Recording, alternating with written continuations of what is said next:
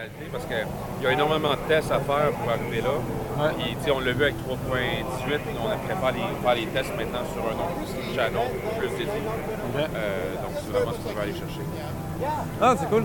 Non, là, franchement, cette CitizenCon, elle se passe super bien, quoi. Elle commence, Star Engine, mais du coup, ce que j'ai pas compris par rapport à Star Engine, c'est du coup, c'est l'annonce officielle du moteur graphique, en fait. En fait, c'est vraiment qu'on s'est rendu tellement développé comme moteur qu'on s'est dit, c'est le temps de lui donner un nom, c'est le temps de réaliser ça.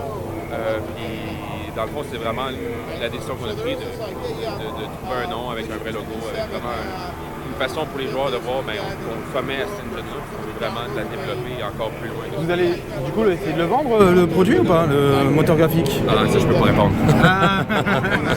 Pour l'instant, on est complètement focusé à développer l'engine pour Star Citizen. Ouais. C'est vraiment là-dessus que les efforts sont mis pour aller chercher le meilleur engine possible pour ce type de jeu-là. Il n'y avait rien qui existait sur le marché qui pouvait accéder à ce qu'on voulait. Donc, on focus là-dessus, puis c'est vraiment là-dessus qu'on veut mettre toute l'attention. OK. Ouais. En tout cas, ça fait une belle vidéo, une belle première vidéo au démarrage. L'équipe a travaillé très dur, énormément. C'est très intense. C'est le fun de pouvoir enfin présenter ça, puis de montrer aux gens ça existe. Le concept est prouvé, donc on avance là-dessus. Ouais. C'est de très belles promesses, en tout cas. Oui, écoute, on veut les remplir, on veut rendre Star Citizen encore plus unique qu'il est. Donc, c'est vraiment les prochaines étapes qui s'en viennent pour ça. Là. C'est cool. Et toi, tu travailles dans quelle équipe chez... Oui, c'est que moi, je suis directeur du développement de Star Citizen, donc je m'occupe de toute la production du projet entier, donc dans tous les studios. Ouais. Mais je suis basé à Montréal pour le studio de Turbulent. En fait, dans le fond, il y avait Turbulent qui existait, toute la partie plus web et l'équipe de Benoît qui était Online Services. Moi, dans le fond, je suis arrivé chez Turbulent pour bâtir le côté game dev, donc les équipes de contenu, les équipes artistiques, les équipes de UI et tout. Donc là, je m'occupe vraiment non seulement j'ai bâti ça avec l'équipe, donc je m'occupe aussi de gérer le studio de Montréal tout en gérant la production entière de Star Citizen. D'accord. Est-ce que tu fais partie de l'équipe, alors je te pose plutôt une question, tu sais l'équipe qui avait travaillé sur le Javelin là, qui avait été retravaillé? Oui, absolument. C'était votre équipe? Le Javelin, c'était c'est comme ça qu'on a appris à travailler dans l'éditeur puis dans l'engine. Les artistes, on avait surtout des artistes au début, donc on s'est dit bon, on va faire un target visuel, après ça les designers sont arrivés, donc le but c'était vraiment d'utiliser de faire un petit mandat pour voir les capacités de l'engin, voir tout le pipeline de production.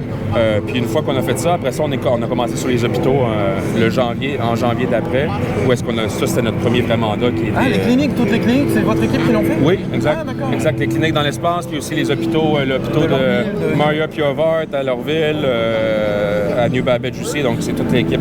C'était le premier mandat de l'équipe de Montréal, le premier vrai mandat, je dirais. Okay. Et du coup, le Javelin qu'on avait vu, c'était quand? C'était à la CitizenCon de l'année dernière, de mémoire, c'était ça? Non, je pense pas qu'on l'a mis à la CitizenCon. On l'avait sorti en vidéo. En ISC? Oui, c'est ça, exact. Juste pour montrer qu'on avait fait ça, ouais. Mais du coup, il va sortir ou pas, ce décor-là? En fait, c'est qu'on... Never, c'est never, là. Never.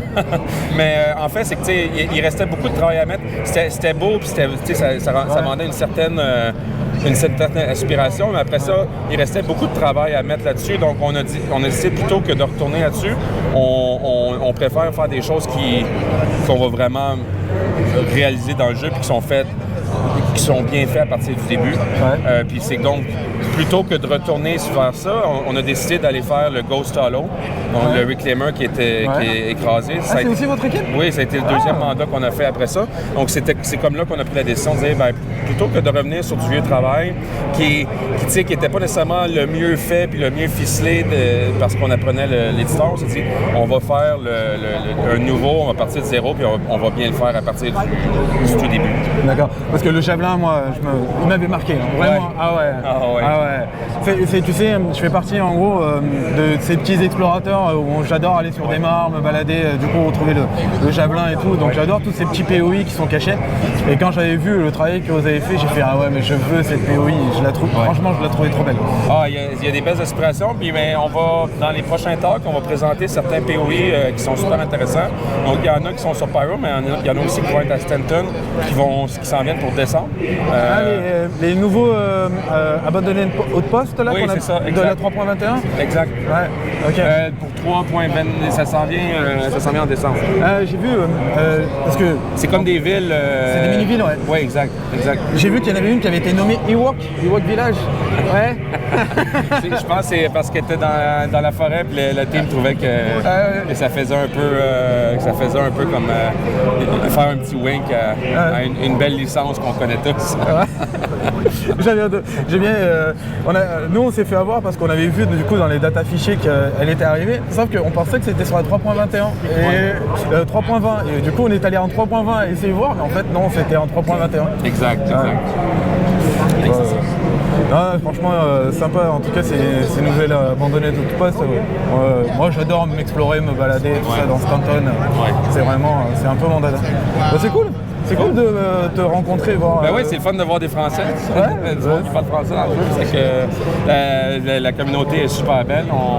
Je regarde bien plusieurs streamers. Donc c'est le fun de les rencontrer. C'est qui tes streamers préférés? J'aime bien Terraria.